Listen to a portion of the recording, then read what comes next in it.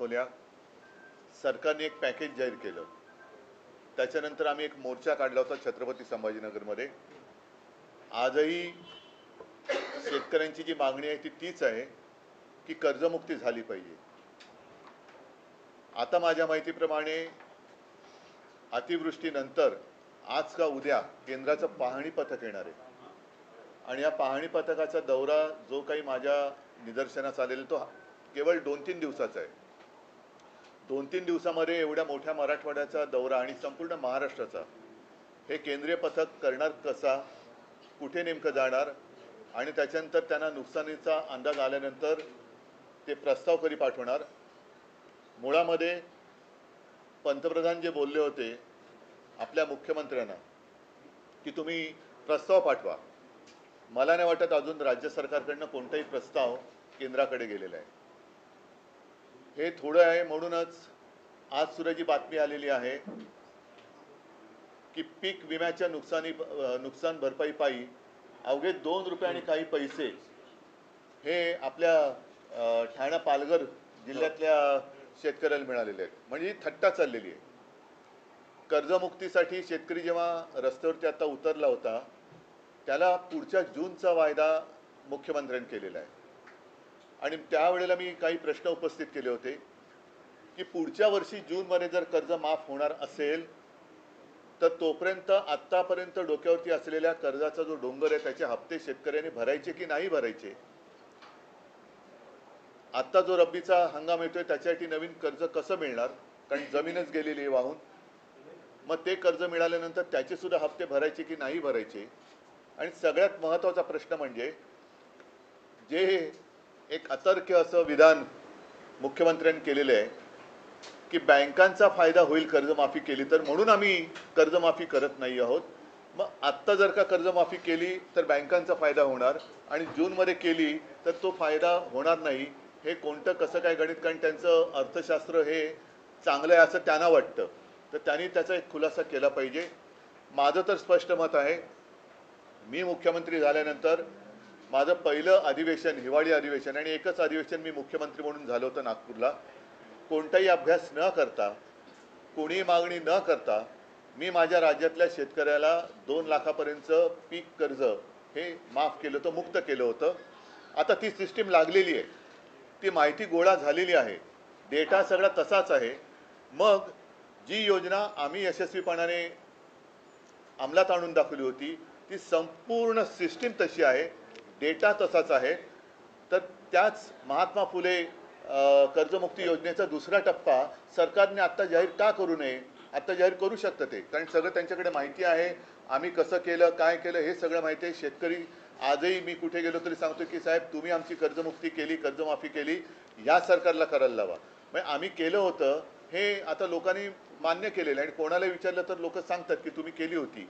तर तो सगळं पूर्ण यंत्रणा तिकडे आहे, डेटा आहे, त्याच्यात आणखीन काही सुधारणा असेल तर ती करा, पण डेटा आहे।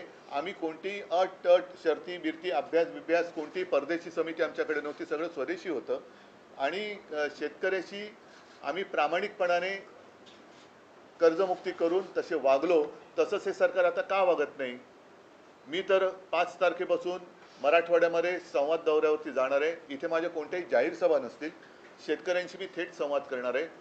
जे पोकळ आश्वासन मुख्यमंत्र्यांनी दिलं होतं की दिवाळीपर्यंत, दिवाळीच्या आत काही पैसे शेतकऱ्याला मिळतील, काही पैसे त्यांनी काही हजार कोटी इथून तिजोरीतून रिलीज केलेत असं म्हणतात, तर मी शेतकऱ्यांना जाऊन विचारणार आहे। मिळाले असतील तर आनंद आहे, नुसतं काहीतरी आग पाखड करायची किंवा टीका करायला म्हणून मी जाणार नाही आहे, पण ते मिळाले पाहिजेत।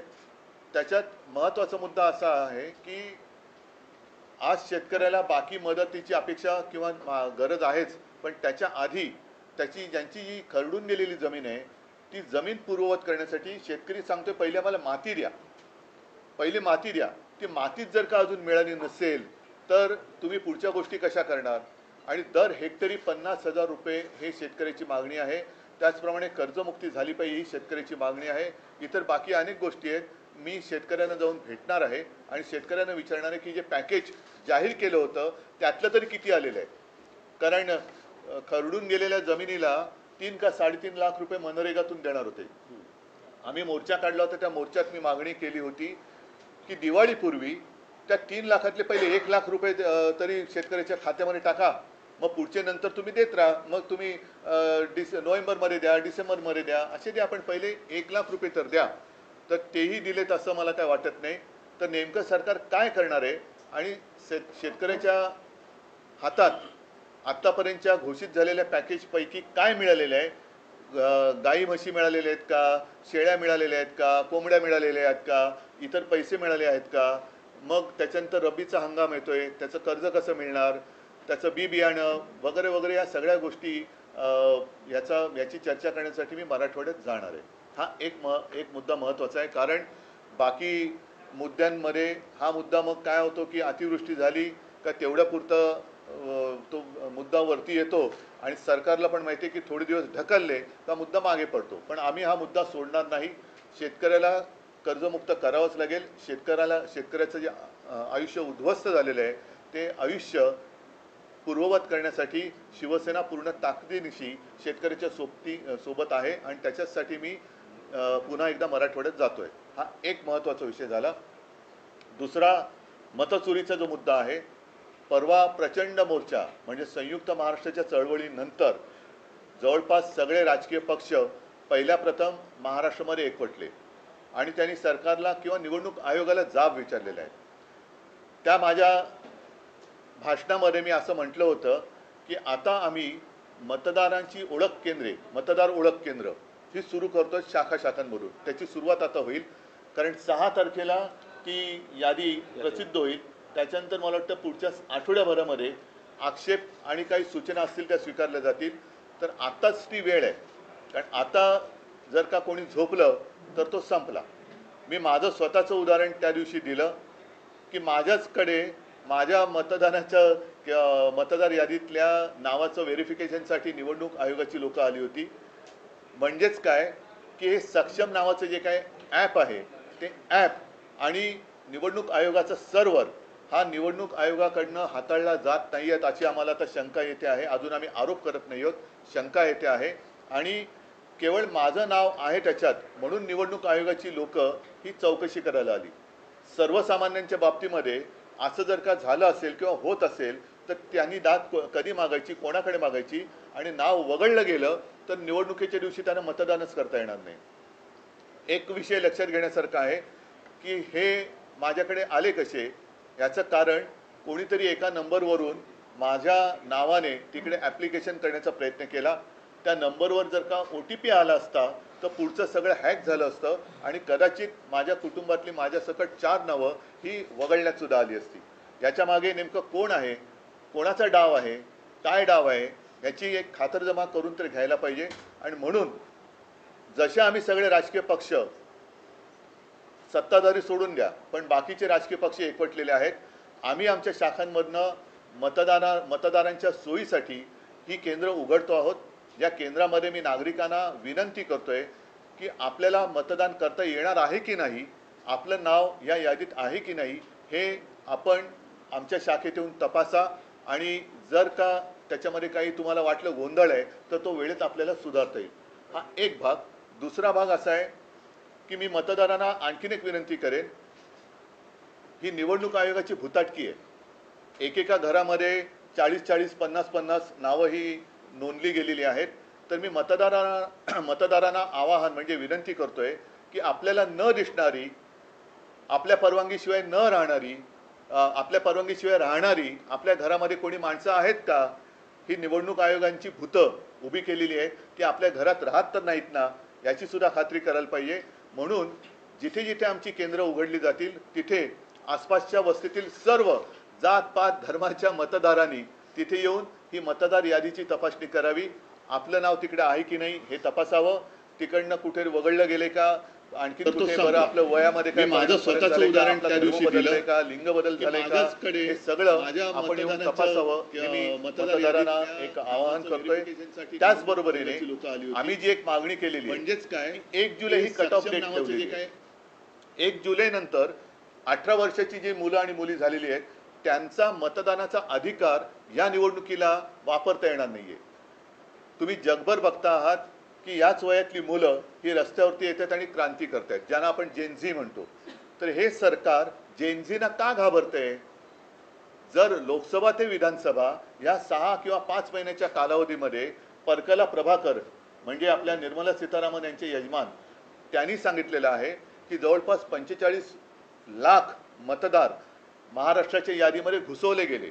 जर त्या 4 महिन्यामध्ये 45 लाख मतदार हे कोणी घुसवले, कुठे गेले, काय करतायत हा एक प्रश्न आहे. पण घुसवले गेले असतील तर 1 जुलैनंतर अधिकृतपणे ज्यांना मतदानाचा अधिकार मिळाला पाहिजे ती महाराष्ट्राची तरुण मुलं मुली मतदान का करू शकणार नाही? म्हणून मी त्याही सगळ्या मुलांना आणि मुलींना एक विनंती करतोय की तुम्ही देखील आमच्या शाखेत या आणि तुमचं नाव तिकडे नोंदवा. आपल्याला कळेल की किती लाख मुलांना आणि मुलींना मतदानापासून आपण वंचित ठेवतो आहोत. तर अशा काही या गोष्टी आहेत. आणखीन आपण काही प्रश्न विचारले तर मला त्याच्याबद्दल बोलता येईल. पण मुळात एक मी तुम्हाला सांगितले की शेतकऱ्यांचा विषय आम्ही सोडत नाही आहोत. आणि दुसरी गोष्ट मतचोरीचा विषय तर आम्ही सोडणार नाही. आम्ही परत एकदा सांगतो की निवडणूक आयुक्त जे आहेत त्यांना सुद्धा एक पत्र दिलेलं आहे की एवढा सगळा गडबड घोटाळा हा बाहेर आल्यानंतर आपण राज्य निवडणूक आयोगाला सुधारित यादी मतदाराची होत नाही तोपर्यंत स्थानिक स्वराज्य संस्थांच्या निवडणुका घेऊ नयेत अशी आमची मागणी आहे. आम्ही निवडणुका घेऊ नका असं म्हणत नाही, पण निवडणुका घेताना सदोष मतदार यादीवरती ही निवडणूक होता कामा नये. ही निवडणूक आयोगाची करप्ट प्रॅक्टिस आहे. जसं आम्हाला ते सांगतात करप्ट प्रॅक्टिस, तसं निवडणूक आयोगाची करप्ट प्रॅक्टिस आहे. आणि ते कोणाची नोकरी करतायत हे आता हळूहळू उघड होत चाललेलं आहे. कर्जमाफीचा मुद्दा हा निवडणुकांमध्ये येऊ नये म्हणूनच आंदोलन हे केलं गेलं का? आणि त्यानंतर मला त्याच्याबद्दल काही बोलायचं नाहीये.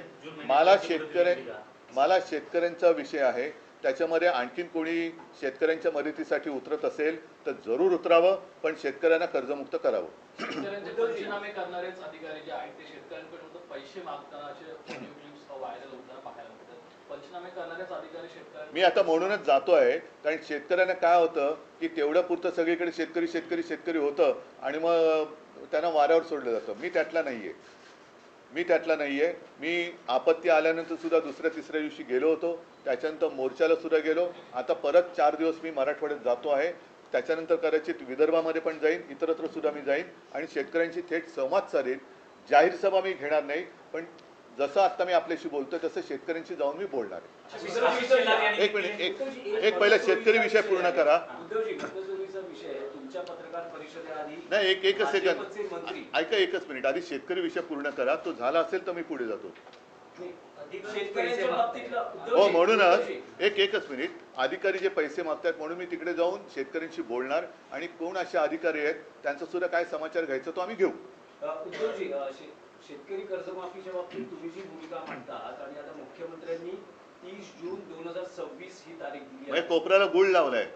त्या बैठकीनंतर लगेच दुसऱ्या दिवशी राज्याचे उपमुख्यमंत्री जाहीर सभेत असं म्हणतात की नियमित कर्ज भरा असं शेतकऱ्यांना सांगतायत. कर्जमाफी मागणं ही सवय चांगली नाही. हे मला खरंच आता नेमका शब्द सुचत नाही, कारण यांना संवेदना तर कधीच मेलेले आहेत. निर्डावले पण सुद्धा कमी पडते. यांना दगड सुद्धा म्हणजे दगडाला सुद्धा पाझर फुटू शकतो, पण यांना फुटत नाहीये. हे महाराष्ट्राचं दुर्दैव आहे. एक तर या लोकांना खरं उपमुख्यमंत्री म्हणता कामा नये, कारण संविधानात तशी तरतूद नाहीये. म्हणून राज्याचे अर्थमंत्री जे बोलले त्यांनीच सांगितले की निवडणुकीच्या आधी आम्हाला हे बोलावं लागतं. मग आता लोकांनी त्यांना जाब विचारला पाहिजे की बाबा तुम्ही जे बोलला होतात म्हणून ठीक आहे, आपण मतचोरी या विषयावरती येतोय, पण जर का असं धरून चाललो की त्यांना लोकांनी खरंच मतं दिली असतील तर आता त्या मतांना तुम्ही जागा ना. आता तर कर्जमुक्त करायलाच पाहिजे. बरं, 30 जून हा कोणता मुहूर्त आहे? कोणतं पंचांग पाहिलं आमच्या मुख्यमंत्र्यांनी? आणि जूनमध्ये जर कर्जमाफी होणार असेल तर मग आत्तापासून शेतकऱ्यांनी कर्जाचे हप्ते फेडले नाहीत तर त्याचे सकट ते त्यांनी माफ केलं पाहिजे. त्याच्याबद्दल त्यांनी बोललं पाहिजे. हा एक विषय होता मतचोरी संदर्भात. आशिष शेलार यांची आता तुमच्या पत्रकार परिषदेआधी पत्रकार परिषद झाली, त्यात त्यांनी थेट तुमच्यावर आणि राज ठाकरेंवर आरोप केलेले आहेत की मतचोरी संदर्भात मांडत असलेली भूमिका ठाकरे बंधूंची दुटप्पी आहे ती फक्त हिंदू आणि दलित त्यांना क्रिकेटचं असल्यामुळे टप्पे कळत असतील बहुतेक, पण त्यांनी फुलटॉस दिलाय. तुम्ही बोला. येस, त्यांचं असं म्हणणं आहे की फक्त हिंदू आणि दलित दुबार मतदार दाखवले जात आहेत. मुस्लिम मतदार जे दुबार आहेत तिबार आहेत त्याबद्दल ठाकरे बंधू का बोलत नाही. आणि दुसरं त्यांचं असं म्हणणं आहे की लोकसभा निवडणुकीच्या प्रक्रियेत सुद्धा तुम्ही याच मतांवर निवडून आलेला आहात, विधानसभेत सुद्धा त्याच मतांवर निवडून आलेला आहात आणि हा सगळा गोंधळ लोकसभेपासून झालेला आहे. मला आशिष शेलार, मी खरं त्यांच्यावरती कधी बोलत नाही, पण आज मी त्यांचं जाहीर अभिनंदन करतोय, कारण त्यांनी नकळत देवेंद्र फडणवीसांना पप्पू ठरवलेलं आहे. कारण जे हे मानतच नव्हते, त्याच्यामुळे महाराष्ट्राचा पप्पू म्हणून त्यांनी फडणवीसांना बोलण्याचं धाडस दाखवलंय. हा त्यांच्या अंतर्गत वादाचा परिणाम, हा परिपाक असेल. कारण आशिष शेलारनी पत्रकार परिषद घेतली, ती सुद्धा अशा मुहूर्तावरती घेतली की काल कदाचित रात्री उशिरा किंवा आज सकाळी आपल्या राज्याचे मुख्यमंत्री बिहारमध्ये घसा कोरडा करून येणार होते. ते घसा कोरडा करून आल्यानंतर आता त्यांनी हे अमृत पाजलं की काय आरोपाचं किंवा माहितीचं, हे काय कळत नाही. पण याचा अर्थ सरळ आहे की आशिष शेलारनी सुद्धा हे सिद्ध केलेलं आहे की मतदार यादीमध्ये गोंधळ आहे. आणि आम्ही जेव्हा निवडणूक आयोगाकडे मागणी करतो तेव्हा आमचं एक वाक्य असं दाखवा की तुम्ही या मतांमध्येच सुधारणा करा. आम्ही पूर्ण मतदार यादीमध्ये सुधारणा मागतो आहोत त्याच्यामध्ये. आणि दुसरी गोष्ट काय की कदाचित त्यांची उठबस तिथे असल्यामुळे त्यांना ती नावं मिळाली असतील. आमची उठबस तिकडे कमी आहे म्हणून आम्हाला ही नावं मिळाली असतील. त्याच्यामुळे आम्ही जी मागणी केलेली आहे ती संपूर्ण मतदार यादी सदोष आहे आणि ती सुधारणा होत नाही तोपर्यंत निवडणुका घेऊ नका, ही आमची मागणी आहे. पण आशिष शेलार यांचं धाडस हे कौतुकास्पद आहे. नाहीतर साधारणतः आपल्या नेत्याच्या विरोधात बोलण्याचं धाडस हे आता भाजपवाल्यांच्या अंगात राहिलेलं नाही. हा आरोप थेट त्यांनी मोदी शहांसकट सगळ्यांवरती केलेले, कारण लोकसभेपासूनचा त्यांनी घोटाळा काढलाय.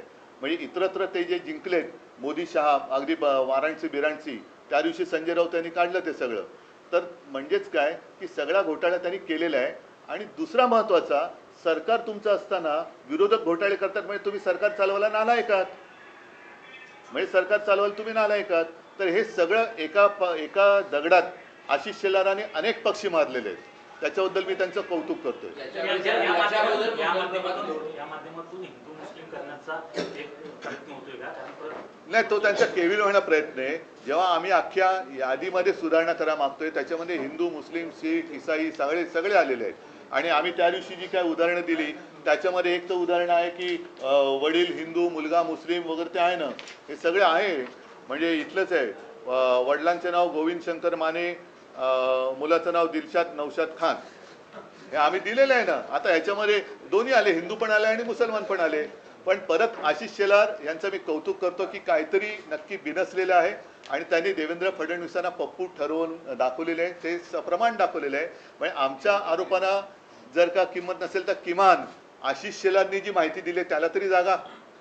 मी परत त्यांचं कौतुक करतो. देवेंद्र फडणवीस सारखं म्हणतात की 2012लाच आपण मतदार याद्यांचं पुनर्निरीक्षण करा, पुनर्रचना करा, ही आपली न्यायालयात याचिका आहे. आणि तेव्हापासून आपण वारंवार मागणी करतो. आशिष शेलारांनी ते आज म्हटलेलं आहे, होत का नाहीये, आम्ही सतत मागणी करतो. असं कुठे माझ्या तरी ऐकण्यात आलेलं नाहीये. त्यांचा जसा आम्ही मोर्चा काढला तसा त्यांचा कुठलाही मोर्चा मी बघितलेला नाहीये. ते कधी निवडणूक आयुक्तांना जाऊन भेटलेत असंही आम्ही बघितलेलं नाहीये. ज्याप्रमाणे आम्ही चोकलिंगम साहेबांना भेटलो, वाघमारे साहेबांना भेटलो, तसे ते कुठे भेटलेले नाही आहेत. आमची लोक आता ज्ञानेश कुमारना जाऊन भेटत आहेत, तसे ते कुठे भेटलेले नाही आहेत. आम्ही आता याच्याबद्दल मी काल परवा म्हटलेले की आम्ही कोर्टाचे दरवाजे सुद्धा एक ठोठवण्याचा केविलवाणा प्रयत्न करणार आहोत. न्याय मिळाला तर मिळाला. मुख्यमंत्र्यांचं आणखीन एक म्हणणं आहे, त्यांचं म्हणणं आहे की वोटर लिस्ट जी आहे ही अशुद्ध असता कामा नये, याच्याशी आम्ही सहमत आहोत, परंतु त्याच्यामुळे भाजप जिंकली हे तुम्ही सिद्ध करा, हे तुम्ही आव्हान देता. जर नसेल ना तर मग तुम्ही आमच्याबरोबर या ना निवडणूक आयोगाकडे. तुम्हाला पण आम्ही जेव्हा निवडणूक आयुक्तांकडे जायचं होतं तेव्हा आम्ही भारतीय जनता पक्षाला सुद्धा आमंत्रण दिलं होतं. देवेंद्र फडणवीसांना यायला पाहिजे होते ते. जेव्हा बाकीचे सगळे एक येतात आणि एक व्यक्ती येत नाही, याचा अर्थ असा लावला तर गैर काय की मग फायदा तुम्ही घेतलात. आमच्यासोबत त्यांनी यायला पाहिजे होतं. जर ते एवढे वर्ष मागणी करतायत तर त्या दिवशी त्यांच्याकडनं कोणतरी यायला पाहिजे होतं. आता त्याच मुद्द्यावरून बुलढाण्याचे आमदार संजय गायकवाड शिंदे गटाचे आहेत त्यांनी देखील म्हटलं की निवडणूक आयोगाला लाच वाटली पाहिजे अशा प्रकारचे दुबार म्हणजे बघा थोडक्यामध्ये काय की आता जो मुद्दा आम्ही उचलला मतचोरीचा आणि तो आज पुराव्यानिशी तुमच्यासमोर आणला, जनतेसमोर आणला. आता पहिला मुद्दा परत मी सांगतो की सर्व नागरिकांनी जाग आता आलेली आहे, आता झोपता कामा नये. कारण आपल्याला सरकार निवडण्याचा अधिकार आहे. आता सरकार मतदार निवडायला लागलेलं आहे, हे घातक आहे. म्हणजे जसं टांझानियामध्ये 98% मत म्हणजे 98% मतं हे तिथल्या अध्यक्षांना मिळाली आणि 2% जी जनता रस्त्यावर उतरली ती केवढ्या मोठ्या संख्येने उतरली. म्हणजे काहीतरी टक्केवारीत गफलत आहे. तुम्ही न्यायालयीन लढाई लढणार आहात कारण आम्ही एक केविलवाणा प्रयत्न करणार आहोत. म्हणजे आम्ही कुठेही कायदा हातात घेतला वगैरे वगैरे वगैरे, कारण हे परत मग शहरी नक्षलवाद, आता हे दुबार मतदार यादी किंवा सदोष मतदार यादीवरती जे निवडणूक लादतायत हे खरे नक्षलवादी आहेत. कारण ही उघड उघड मतचोरी आहे. जे मतचोरी करून निवडणूक लढतायत आणि जिंकण्याचा प्रयत्न करतात ते नक्षलवादी आहेत. सर्व पक्ष मिळून तुम्ही हा निर्णय घेतलाय कारण हो, महाविकास आघाडी म्हणून आम्ही निर्णय आणि सगळेच म्हणजे त्याच्यामध्ये राज पण आहेत, बाकीचे आहेत, शेका पक्ष, कम्युनिस्ट त्या दिवशी मोर्चात जेवढे सगळे होते त्या सगळ्यांनी. आणि आम्हाला असं वाटतं की जर भाजपला पण आता हे पटलं असेल तर भाजपने सुद्धा यावं आमच्या बरोबर कोर्टामध्ये. परंतु आता 6 तारखेला आम्ही पाठवतो सही करायला का हो अनिल? 6 तारखेला नाही नाही ऐका एक मिनिट, एकदा मला स्पष्ट करू द्या. आम्ही कोर्टात जे जातो आहोत त्याच्यात आता हे आशिष शेलारनी पुराव्यानिशी दिलेलं आहे. म्हणजे आशिष शेलारनी देवेंद्रांची तर वाजवलीच आहे, ते सोडून द्या. पण त्यांना जर काही पटलं असेल तर त्यांनी सुद्धा आम्ही जे काही कोर्टात जातो त्याच्यामध्ये भाजपाने सुद्धा यावं आमच्याबरोबर कोर्टात. हे माझं त्यांना जाहीर आमंत्रण आहे. मग त्याच्यामध्ये तुम्ही काय हिंदू मुस्लिम आणखीन कोण असतील तुमच्या लेखी ते सगळे काढा. आपण संपूर्ण यादीमध्ये आम्ही सुधारणा मागतो आहोत. उद्धवजी, तुम्ही आणि राज ठाकरे दोघेही एक विधान करतात की बोगस मतदार कोणी दिसला तर त्याला वळवा किंवा थोडवा किंवा मार. तर अशा वेळेस यावेळेस निवडणूक प्रक्रियेत किंवा मतदानाच्या दिवशी मतदान केंद्रावर प्रचंड गोंधळ किंवा कायदा सुव्यवस्थेची परिस्थिती निर्माण होऊ शकते. अभूतपूर्व पण ती नाही झाली म्हणजे ती व्हावी अशी आमची इच्छा नाहीये. म्हणून बोगस मतदारांनी मतदानाला यायचं धाडस करूच नये. कारण आता आम्ही नावानिशी आणि पत्त्यानिशी सगळीकडे चेकिंग करतो. अगदी माझं तर म्हणणं आहे की जिथे मतदार याद्या साधारणतः 1200ची यादी आहे त्या याद्या, जसं आता माझी कलानगरची यादी असेल तर कलानगरच्या गेटवरती ती यादी लागली पाहिजे. टॉवर्स असेल तर टॉवरच्या गेटवरती ती यादी लागली पाहिजे. आणि टॉवर्समधल्या सोसायटीमधल्या सगळ्यांनी ती यादी येऊन आपली नावं त्याच्यात आहेत की नाही, आपल्या यादीत दुसरं कोणी घुसलंय का, हे सुद्धा नागरिकांनी पण आता बघितलं पाहिजे. तर आणि तर या देशात लोकशाही टिकेल. प्रश्न आहे की 12 नोव्हेंबर नाही आता एक उदाहरण त्या दिवशी आदित्यने दिलं, घसीटाराम हलवाई जे दुकानच कधी तोडलेले आहे तर दुकानाच्या नावावरती 30 का 40 48 नावं मतदार म्हणून रजिस्टर झाली जे दुकानच अस्तित्वात नाही. आता अशी जर का लोक येऊन मतदान करायला लागली तर तुम्ही कसं काय तुमची लोकशाही जिवंत ठेवणार? उद्धव जी से हिंदी में जानना चाहेंगे, वोट जिहाद का आरोप आशीष शेलार लगा रहे हैं. उनका कहना है कि मुस्लिम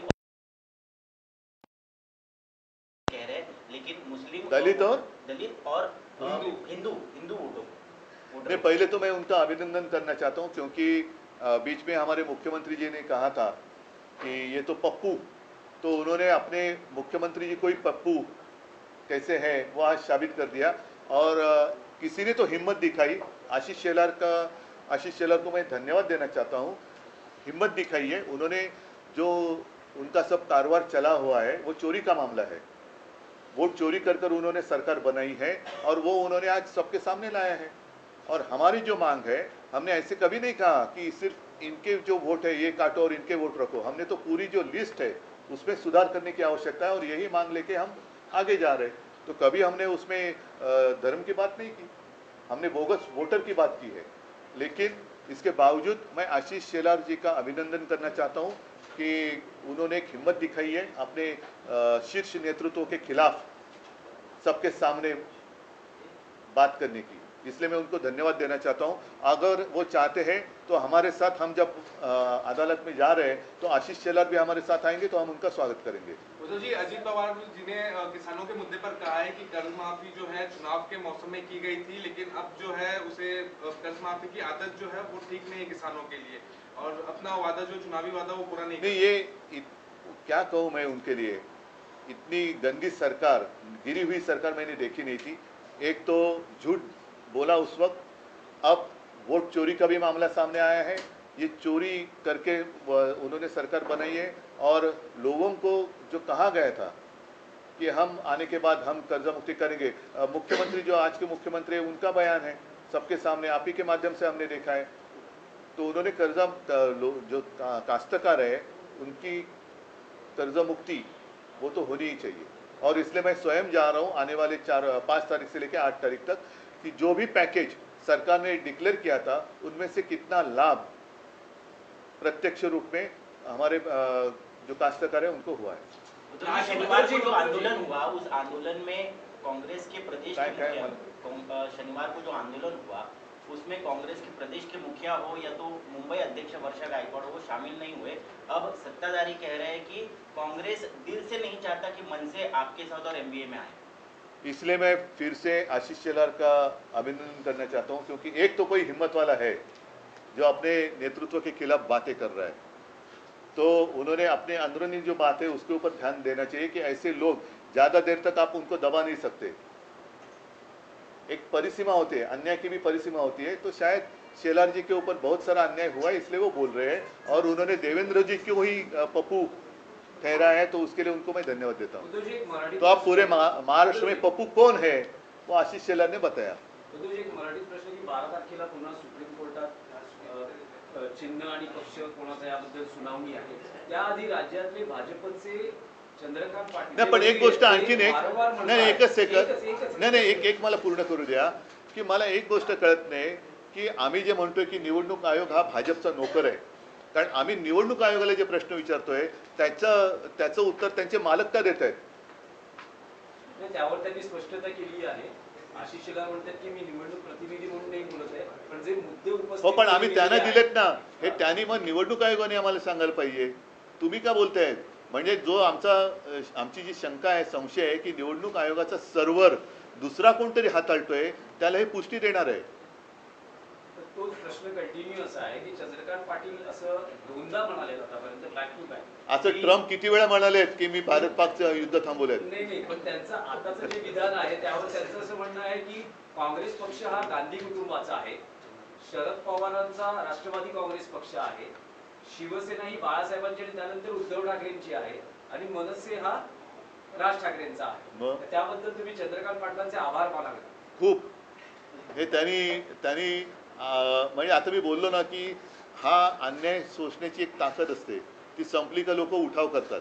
जसं आज आशीष शेलारने केले तसं चंद्रकांत दादांनी केलेलं आहे, म्हणून मी त्यांना धन्यवाद देतो। आणि शिवसेनेचं नाव हे दुसऱ्या कोणालाही देण्याचा अधिकार कोणालाही नाही, निवडणूक आयुक्ताला सुद्धा नाही, म्हणून मी पहिल्या निवडणूक आयुक्तांना धोंड्या म्हटलं होतं। आता जर ते पुन्हा करते असेल तर या आयुक्तांना मी गोट्या म्हणेन। तो जी, राज्य में 2 बड़ा मुद्दा है इस वक्त, किसानों का और वोट चोरी का, और इस बीच में महाराष्ट्र सरकार ने राष्ट्रगीत के 150 वर्ष पूरे होने पर जो है तमाम स्कूलों में राष्ट्रगीत जो वंदे मातरम है वो उसकी प्रदर्शनी लगवाई है। और क्या ये तमाम मैं तो पहले 2 मुद्दे पर बात करना चाहता हूँ। एक मुद्दे ये क्या करते हैं कि अगर कुछ बातें उनके गले तक आती है तो वो गुमराह करते, फिर देशभक्ति आती है। ये देश के आज़ादी का जो संग्राम हुआ था उसमें ये कोई नहीं थे, इसलिए मैंने परसों के मेरे भाषण में कहा था कि ये स्वयं घोषित देशभक्त है जो झूठे हैं, ही स्वयं घोषित देशभक्तांची बोगस स्टोरी आहे ही। उद्धवजी तुमची मनसे सोबतची युती अधिकृतपणे कधी जाहीर करतात? कारण तुम्ही व्यासपीठावर तर बोलतात एकत्र आलो आहोत, एकत्र राहणार आहोत, मराठी माणसासाठी एकत्र आलेलो आहोत वगैरे वगैरे, पण ऑफिशियल युती कधी घोषित होते? जेव्हा जाहीर होईल तेव्हा। निवडणुका 6 तारखेला थांबा ना, पण येऊ द्या ना सगळ्या गोष्टी। आता पहिला मुद्दा महत्त्वाचा असा आहे की ह्या सदोष याद्या घेऊन आता या याद्यांमध्ये एवढा घोटाळा आहे, भ्रष्टाचार आहे, गोंधळ आहे, सर्व पक्षांनी मान्य केलेलं आहे। आता हे सगळ्या पक्षांना पटलेलं आहे, तरी निवडणूक आयोगाच्या बोकांडी जाऊन बसलं पाहिजे आणि त्यांना सांगायला पाहिजे की आम्ही निवडणुकीला आम्ही तयार आहोत, तुमची तयारी झालेली नाही आहे. कारण 31 जानेवारी ही सर्वोच्च न्यायालयाने जी तारीख दिलेली त्याच्या आत ह्या जर का याद्या सुधारल्या तर निवडणुका घ्यायला पाहिजेत. सर्वोच्च न्यायालय कधी असं सांगणार नाही की वाटेल ते करा, खोटं तर खोटं, बोगस तर बोगस, दुबार तर दुबार, तुम्ही निवडणुका घ्या, असा सर्वोच्च न्यायालयाचा आदेश नाही आहे. त्याच्यामुळे या सगळ्या गोष्टी, आमच्या गोष्टी ज्या आहेत त्या चालू आहेत. पहिलं लोकांना जागरूक करणं, जाग आणणं हे आमचं कर्तव्य आहे आणि ते आम्ही करतो. उद्धव जी, एक अलग सवाल, वुमेन्स क्रिकेट टीम ने पहली बार वर्ल्ड कप जीता है, उनके लिए कुछ बताइए. क्या कहो, बहुत गर्व की बात है. और कल मैं बीच में देख रहा था टीवी पर, और पूरा स्टेडियम, मुझे नहीं लगता है कि इससे पहले कभी इतनी भीड़ वुमेन्स क्रिकेट के लिए हुई थी. और मैं देख रहा था वो जो अपनी सारी लड़कियां हैं क्रिकेटर्स है, क्या खेल रही थी. बहुत ही बढ़िया प्रदर्शन रहा और सबका मैं अभिनंदन करता हूँ. अच्छा कि आपने बात ये छेडी. सगळ्यांचं काल आपण महिला क्रिकेट चषक वर्ल्ड कप जिंकलो, मला वाटतं पहिला प्रथम जिंकलो. सगळ्या आपल्या महिला क्रिकेटपटूंचं मी मनापासून अभिनंदन करतो, कारण मध्ये मी टी व्ही लावून बघत होतो. पहिल्या प्रथम एवढी गर्दी ही महिला क्रिकेटच्या वर्ल्ड कपला कदाचित झाली असेल, पण अप्रतिम खेळल्या, अप्रतिम. म्हणजे त्यांची बॅटिंग स्टाईल वगैरे सुद्धा जी आहे खूपच अप्रतिम आहे. त्यांचं सगळ्यांचं मी मनापासून खूप खूप अभिनंदन करतो आणि आगे बढ़ते रहो. अरे अभी छोड़ो ना, वोट चोरी का मैंने कह दिया ना, और क्या रिपीट करायचं. नाही पण नेमकं काय रिपीट करू. Sir, what are you doing, जो आप सेंटर सेटअप करने वाले, केंद्र सेटअप करने वाले, उसके बारे में. अच्छा, हाँ, जैसे मैंने परसों मोर्चा के सामने बात कही कि मैंने हमारे जितनी शिवसेना की शाखाएं हैं सारे लोगों को मैंने निर्देश दिए हैं कि हम अपने इलाके में रहने वाले जो मतदाता है उनकी सहायता के लिए एक केंद्र शुरू करें, जिसमें मैं सबके लिए आह्वान यानी विनती करता हूं. मतदाता है, आप जाकर वहां खुद भी देख सकते हैं, हमारे लोग भी आपके घर में आएंगे. और दो चीज़ें हैं, आने वाले चुनाव में आपका नाम मतदार सूची में है या नहीं है, आप स्वयं चेक करें. और दूसरी बात है, जो अहम बात है, कि आपकी इजाज़त के बिना आपको दिखाई देने वाले नहीं है ऐसे कुछ चुनाव आयोग के, ज्याला आपण भुताटकी म्हणतो, ऐसे कुछ लोग आपके घर में रह तो नहीं रहे ना, ये भी देखें. और खास कर 1 जुलाई के बाद जो हमारे युवा है, युवती भी है, युवा भी है, 18 साल की उनकी उम्र हुई है, उनको तो मतदान करने का अधिकार मिलना ही चाहिए. तो ऐसे सारे लड़के और लड़कियां आकर हमारे शाखा में उनका नाम रजिस्टर करें. थँक्यू. ठीक है सर, सगळ्यांना धन्यवाद. जय हिंद, जय महाराष्ट्र. हाँ